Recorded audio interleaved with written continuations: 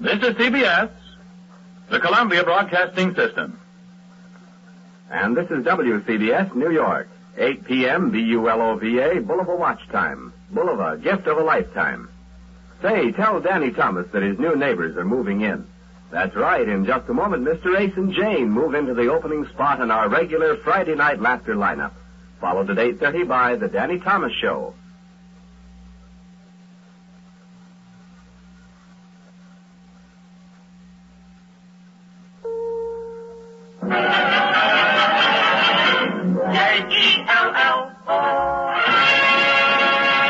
Jell-O, with its 6 delicious flavors, presents Mr. Ace and Jane with that new comedy flavor.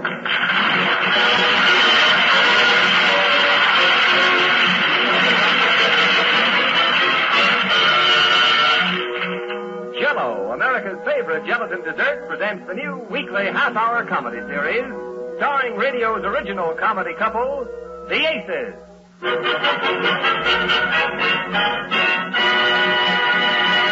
Tonight's Chapter 17 in the story of Mr. Ace and his wife, Jane, wherein Mr. Ace is assigned by the advertising company where he works to prepare a radio program about a married couple where the husband is constantly upset by the ridiculous things his not-so-bright wife does.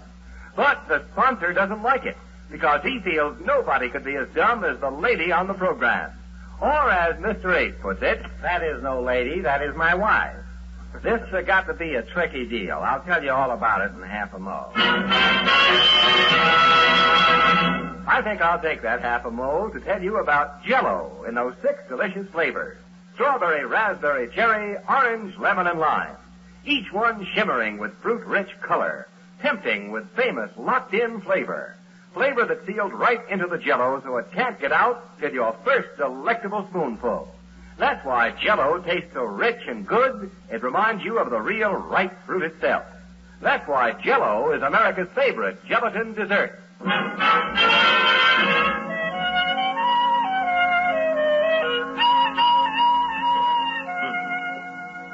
Now, Mr. Ace, what was that about a radio program? Well, first I want to say that the 2 principal characters in this story are not fictitious. Very often I wish to heaven I were. And any similarity to persons alive or on transcription is purely intentional. Jane and I, the 2 principal characters I'm talking about, are the typical average couple living in a typical little eastern town called New York City. Population 8 million. Give or take one. And if you're going to take one, take my brother-in-law, Paul. Jane's brother, Paul, is a supporting character in this story. That is, I've been supporting this character for 15 years. Paul hasn't been able to find a job since I married his sister. I haven't been able to find a job since he married my sister. He borrows money from me and goes out to the track with every cent of it. I borrow money from him, and I keep track of every cent of it. He finds Jane and me a very soft touch. The easy aces. No schmo, he. He knows Jane will protect him. He knows I'll always protect him. Jane keeps telling me Paul's going to make a lot of money in one fell swoop. Paul's going to make a lot of money in one swell swoop. There's nothing I can do about it because Jane's got me in the hollow of her hand. There's nothing he can do about it because I've got him in the hollow of my head. The other morning, Jane and I were having breakfast when who should drop in but her brother, Paul. I don't mean to sound surprised because Paul does this every morning. You see, he lives up on 141st Street and we live on 76th Street. Every morning he starts out to have breakfast in a drugstore on 47th Street. But to get there, he has to pass through our kitchen. It's a shortcut. It saves him, about 65 cents. Well, good morning, folks. I was just on my way downtown to the drugstore, and I thought I'd amble by and Look, see how... Amble, don't go through that same routine every morning. Just sit down and eat. Oh, breakfast. Thank you. Orange juice, Paul? Yeah, double, Jane, please. Double. Here you are. Thank you. You're welcome. Well, brother, I was going to come down to your office to see you today, but I know how busy you are down there. So you were lucky I found you at home. Oh, I was born lucky. Oh, hot biscuit, fine. Well, brother, do you know that it was just a year ago today you lent me $100 to buy a couple of suits? 1 year ago to the day. Happy birthday. Birthday? This isn't your birthday, is it, Paul? Oh, no, sir. Oh, I didn't think it was, because I always remember to get you some little pimento. Pass the cheese, Jane. Help yourself, Paul. Dear, aren't you eating too many biscuits? The condemned man ate a hearty meal. Paul, how much did you want to...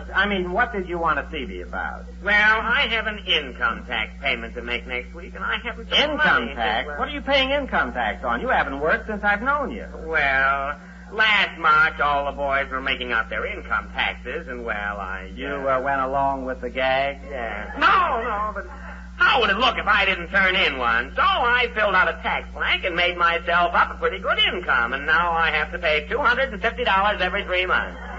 $250? Well, that isn't much on $15,000 a year. $15,000? Believe me, I had to cut plenty of corners in getting Jane in as a dependent, too. Jane? Oh, isn't that sweet? He remembered me. Oh, fine. Have some more biscuits, Paul. Isn't that awful? Paul, I am not giving you another cent. Now, dear, relax. I will not relapse. I'm going to relapse. Now, dear, Paul's my brother, my own flesh and bone. That's routine. And if he needs money, I don't know who should lend it to him but us. And if I'm wrong, I'm not far from it. But, Jane, I've given him money all my life. Oh, so you gave him $20 once, maybe twice. That's all I ever saw you give him, $20 a couple of times. Oh, you and your 20/20 vision. Can I have some more hot coffee, Sid? Put that cup down. And some more biscuits, Janesy. Look, Paul Z, $15,000 a year. You couldn't have not made $10,000 a year instead of not making $250 every 3 months. Well, I'm not going to pay for it, even if I have to go to jail. For what? What am I talking about? Oh, I have to get downtown. I hope you're satisfied. You got me all nervous and my digestion's upset. Dear, shall I fix you some bichloride? No. Yes, that's an idea. I'll get some on the way downtown.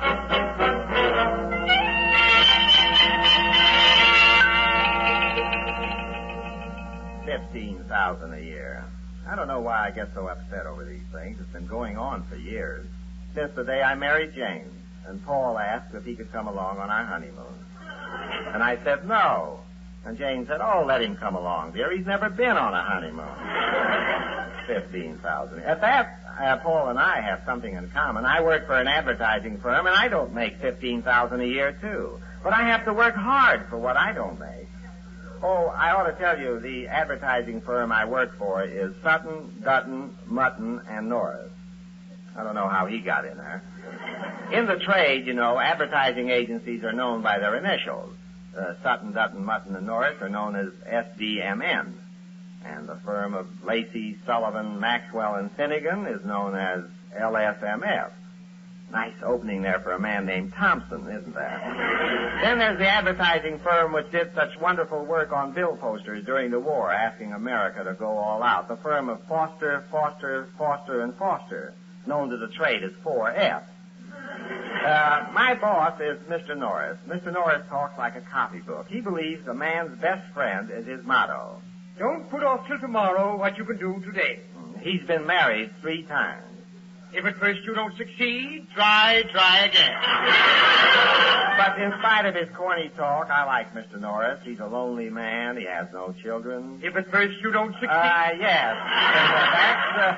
That's Mr. Norris. And when I arrived a little late at the office that morning, he was there ahead of me, waiting.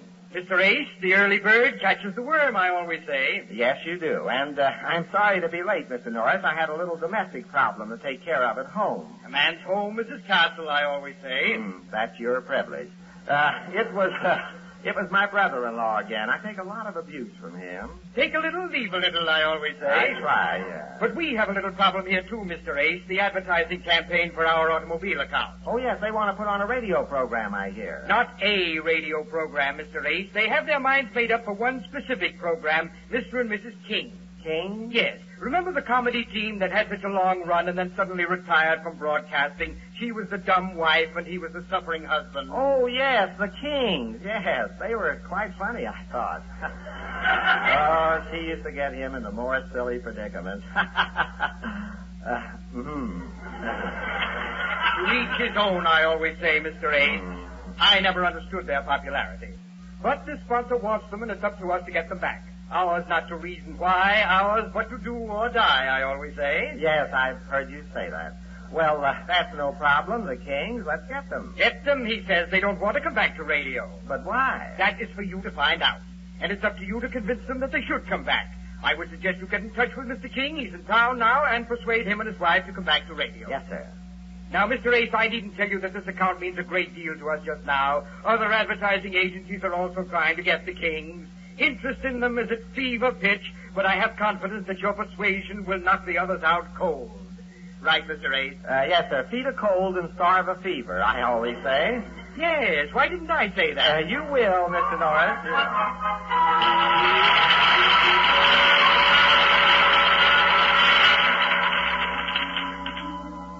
Well, I was quite excited about my assignment to meet the Kings. They used to be my favorite radio program. Next to the American Melody Hour, of course. She used to get him into more silly predicaments. Oh, well, I must take hold of myself. I found the fashionable Fifth Avenue hotel at which the Kings were stopping, and I got there just as they drove off in a taxi. So I asked the fashionable doorman where they went. He spat upon my gabardine, which I happened to be wearing at the time. It was raining, and he walked away. However, a little persuasion brought him around. I slipped him $6,000, which I happened to have on me at the time. And he told me they had gone to 21 for lunch. Club 21, if you don't know, is awfully exclusive.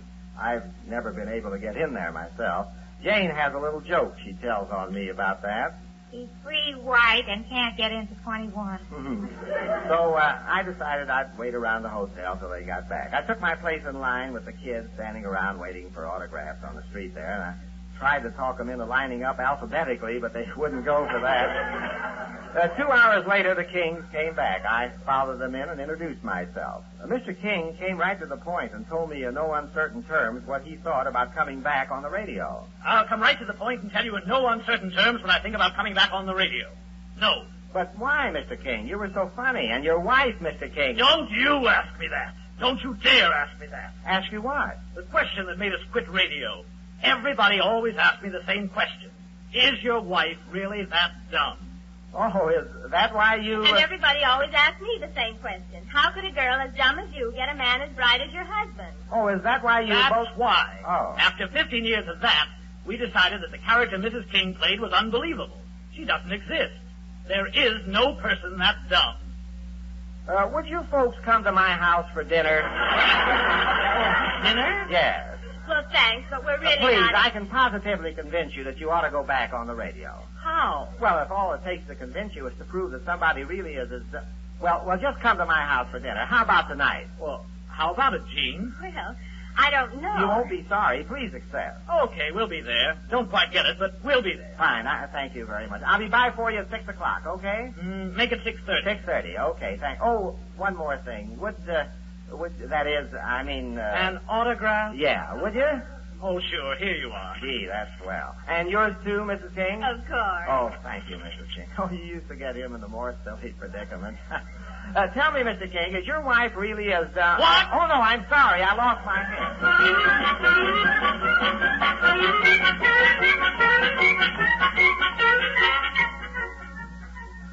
Fervently clutching their autographs in my hot little hand, I hurried back to the office and tenderly placed them in my collection, alongside Buddy Rogers and Rochelle Hudson.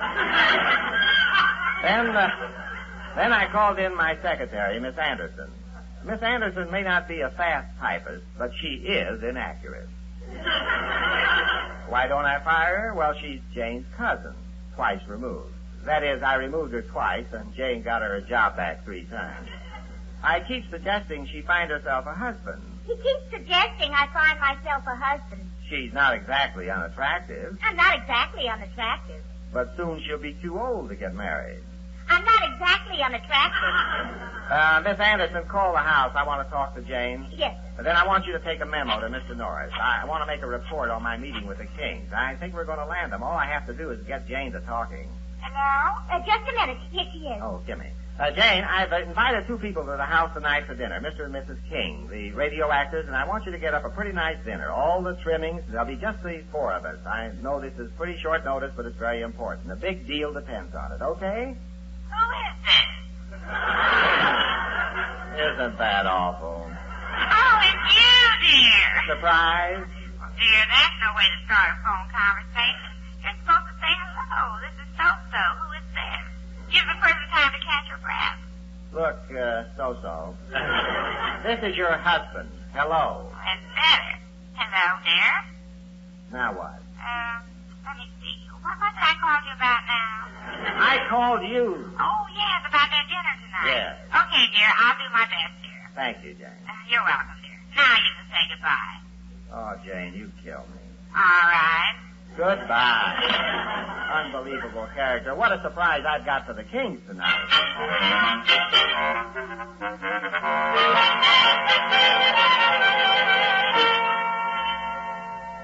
Well, it looked like I was all set. I couldn't miss.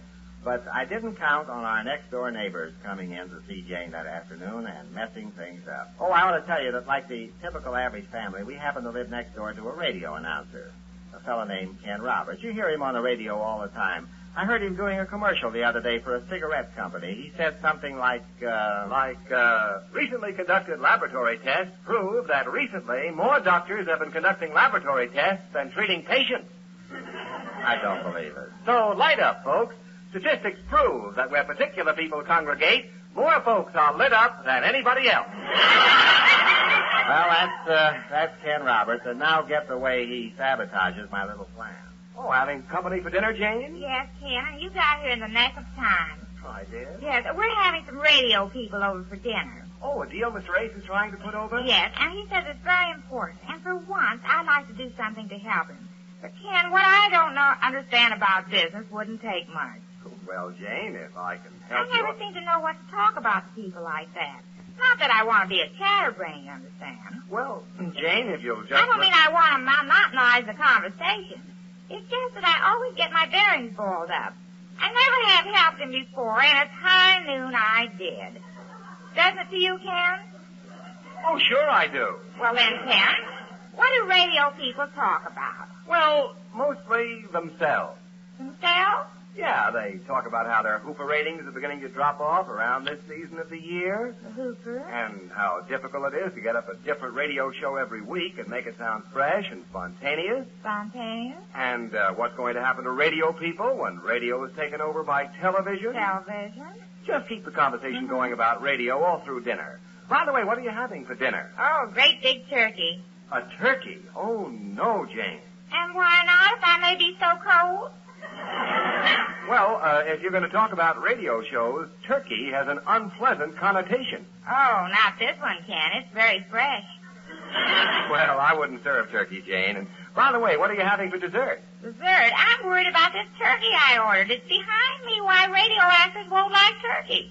Well, you might get away with it, Jane, if you top the whole meal off with great big dishes of Jell-O. That turkey's been locked in the oven for an hour now. Jell-O is rich with that famous locked-in flavor. I could get steak or roast beef, but that's 6 of one and a half a dozen of the other. Yes, 6 delicious flavors, 1/2 dozen.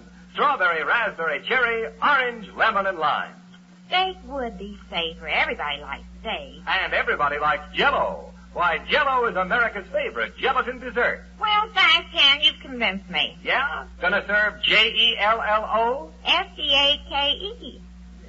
Oh, but Jane. Jane, what about dessert? Dessert? Oh, I'm serving Jell-O for dessert. Why do you ask? Oh, no reason, Jane. Now, Ken, there can't be any argument about Jell-O. You may know about the meat course, but when it comes to dessert, the things I could tell you about Jell-O would open your mouth. You could tell me? Not now, Ken. I'm busy. But thanks for telling me what to talk about to those radio people. You've done me a wonderful flavor.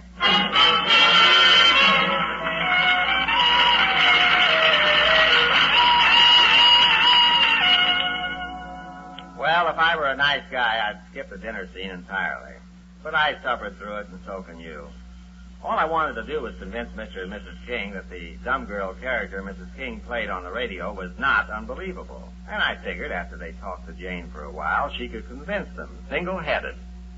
I knew, for instance, if I served a drink before dinner, Jane would refuse hers, like this. No, thanks. I don't drink anything. I'm a totalitarian.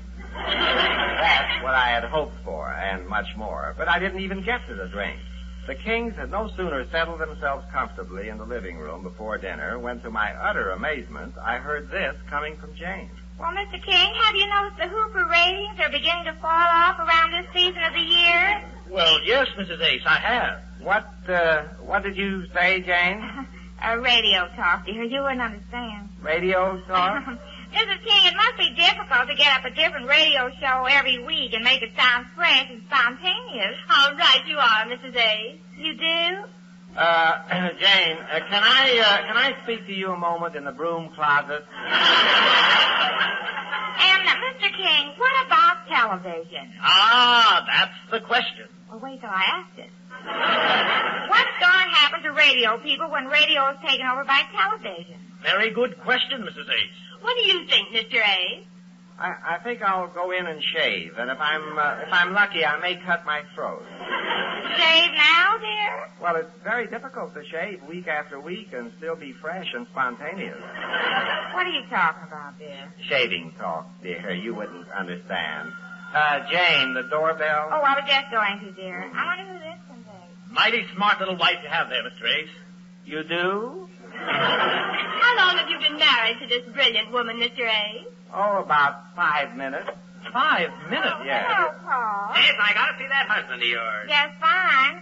Come in, Paul. Oh, you are in. Dear, it's Paul. Well, hello, brother. Go home. I didn't know you had company. Oh, well, this is my brother Paul Sherwood, Mr. and Mrs. King, Paul. Oh, how do you How are you, folks?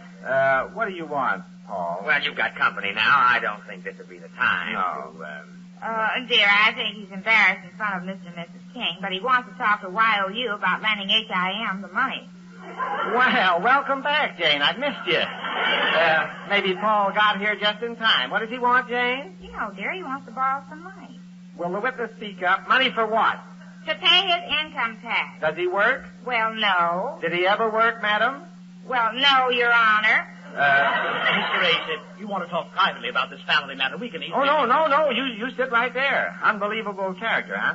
Jane, do you think I ought to give him the money? I certainly do. Paul's my favorite brother. He's your only brother, isn't he? Yes, and my favorite. Your favorite. He's my own flesh and bone. Now you're rolling. It says I don't think we ought to discuss this in front of You stay out of this. I'll punch you right in the nose. You punch who? You. Dear, you're wearing glasses, and so is Paul. Well, I'll take mine off, and he can take his off, and I'll find him quicker than he can find me. Dear, relax. Don't fly off the coop. Remember your blood pressure. Unbelievable character. And now, madam, will you tell the court, what did you say night before last when all the lights in this apartment went out? I said it must be a short circuit. A short circuit. But I don't see what that And last Sunday when we went to the zoo, what was that about the camel? I said what everybody knows. A camel can travel 8 days without walking. Without walking, yes. And when I got home from the office that day and told you my boss was enraged, what did you say? I said, congratulations. Yes. Dear, what's all this got to Jane, do? would you swear that you said all these things? Where? Would you take an oath that you said them? Well, this will make you happy. I, Solomon, swear. Step down, Solomon. The prosecution rep, Mr. King. Unbelievable character? Mr. Ace, I take it all back. You've convinced me. How about it, Jean? Yes. How about you, Mrs. King? Mr. Ace, you could have knocked me down with a fender. What? If I hadn't seen this with my own ears, I never would have believed it. Then, Mrs. King, you will come back on the radio? No sooner said the better, Mr. Ace. Case dismissed. Let's eat.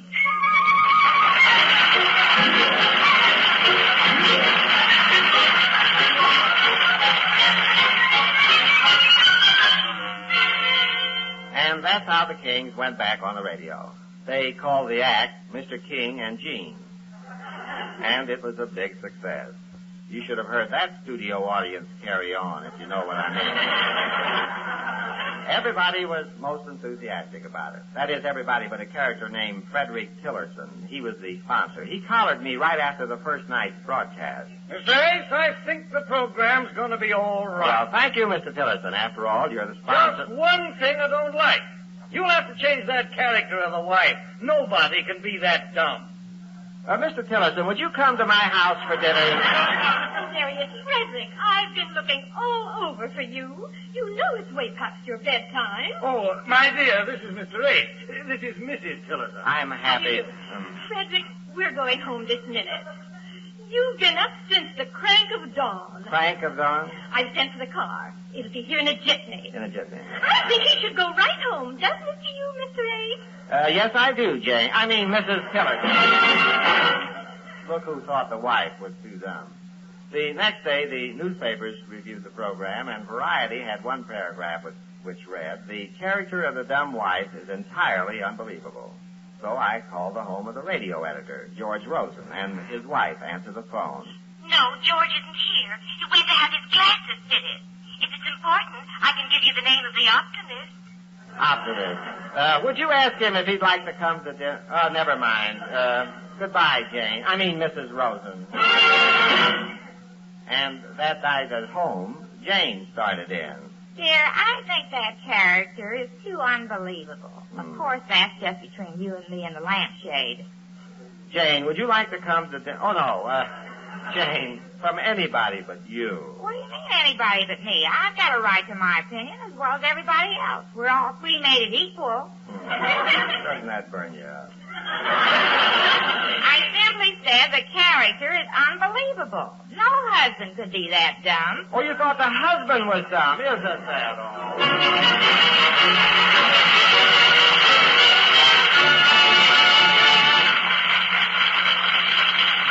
In just a moment, I'll give you the title of next week's Chapter 18 in the story of Mr. Ace and Jane. Say, I found something in the Ace's kitchen that looks quite interesting. A scrapbook full of recipes written out in Jane's own handwriting. They read just like Jane talks, but I did manage to unscramble one of them. It's called Cardinal Pear Mold, and it's a swell, simple Jell-O dessert that looks and tastes like a million. You dissolve cherry Jell-O in 2 cups of canned pear juice and water. Add a dash of salt and ginger. When firm, unmold and garnish with canned pear halves. No trouble, and it's really wonderful.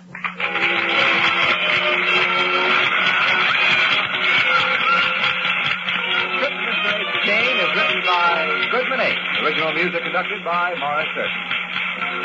This is CBS, the Columbia Broadcasting System.